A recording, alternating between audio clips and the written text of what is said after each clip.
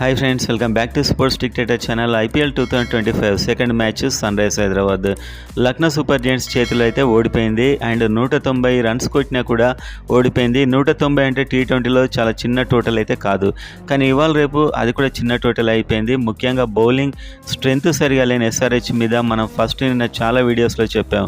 Nicholas Pooran లేకుంటే Mitchell Marsh ఇద్దరు కనుక ఆడినట్లయితే ఎంత స్కోర్నైనా కొడతారని చెప్పి లాస్ట్కు అదే జరిగింది.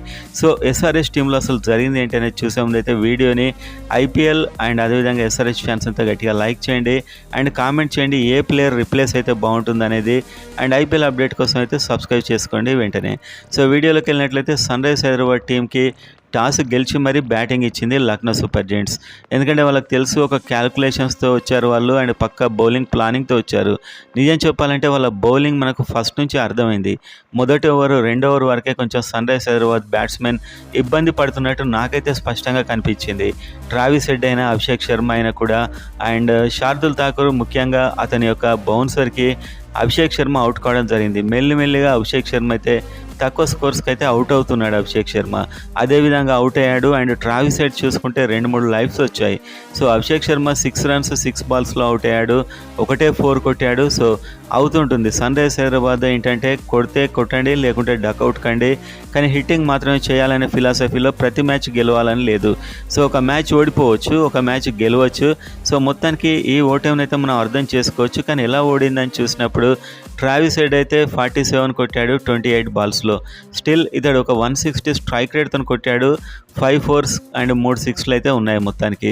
సో SRHలో ఒక ఇంపార్టెంట్ పాజిటివ్ అంశం అయితే ఉంది. వాళ్ళ బ్యాటింగ్ లైనప్లో మనం మొన్ననే చెప్పుకున్నాము నయక్ క్లాసెన్, అంటే మన ఇండియాకి సంబంధించిన క్లాసెన్ లాంటి ప్లేయర్ అనికేత్ వర్మ అని చెప్పి. అతడి బ్యాటింగ్ అయితే వాళ్ళ నాకు చాలా హ్యాపీగా అనిపించింది నిన్నటి మ్యాచ్లో. అండ్ ఇంకా మనం చూసినట్లయితే ఇషాన్ కిషన్ చాలా అన్ఫార్చునేట్ అవుట్ అని చెప్పొచ్చు. ఆ లెగ్ సైడ్ వెళ్ళే బాల్ని అనవసరంగా టచ్ చేశాడు.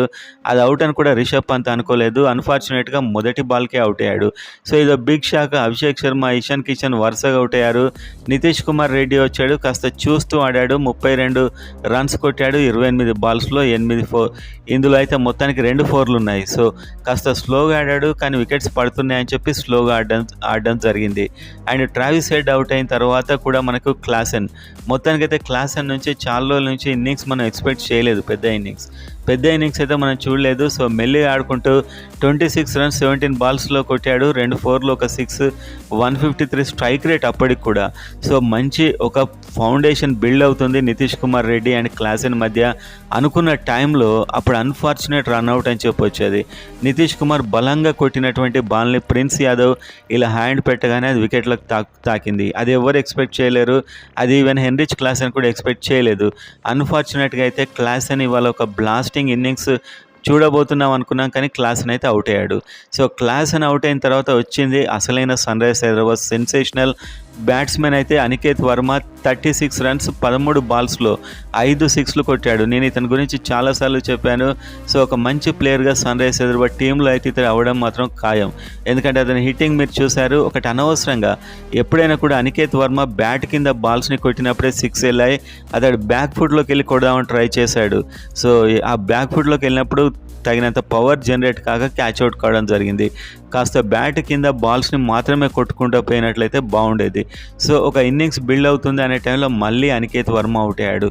అండ్ ఇప్పుడు వచ్చాడు అభినవ్ మనోహర్, వరుస ఫెయిల్ అవుతున్నాడు. కాస్త మంచిగా బ్యాటింగ్ చేస్తాడని కూడా నాకైతే అనిపించట్లేదు.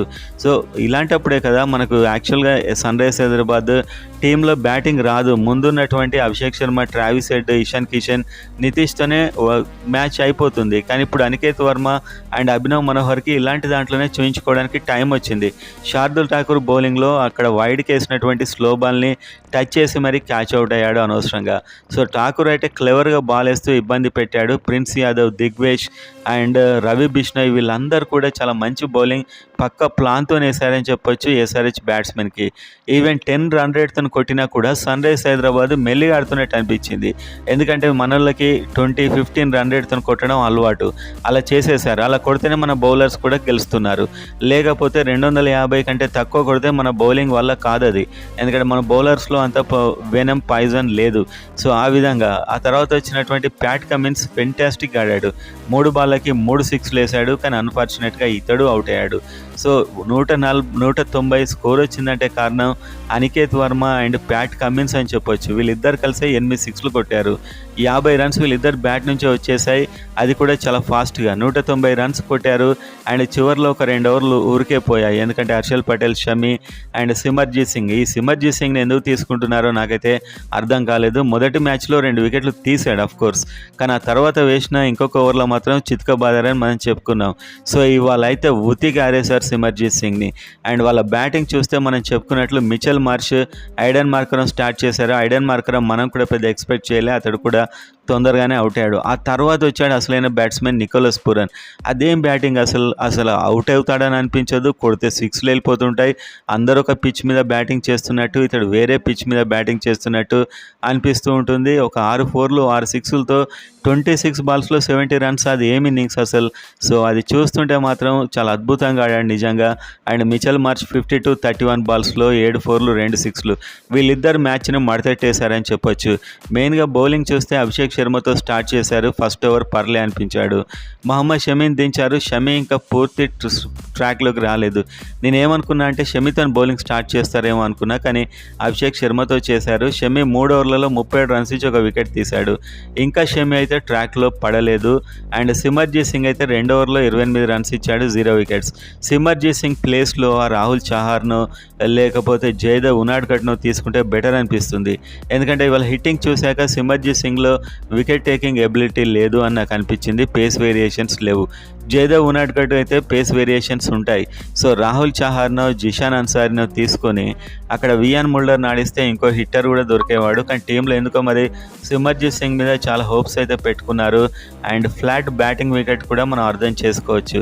ఆ తర్వాత వచ్చిన రిషబ్ పంత్ వీళ్ళంతా ఊరికే అవుట్ అయ్యారు.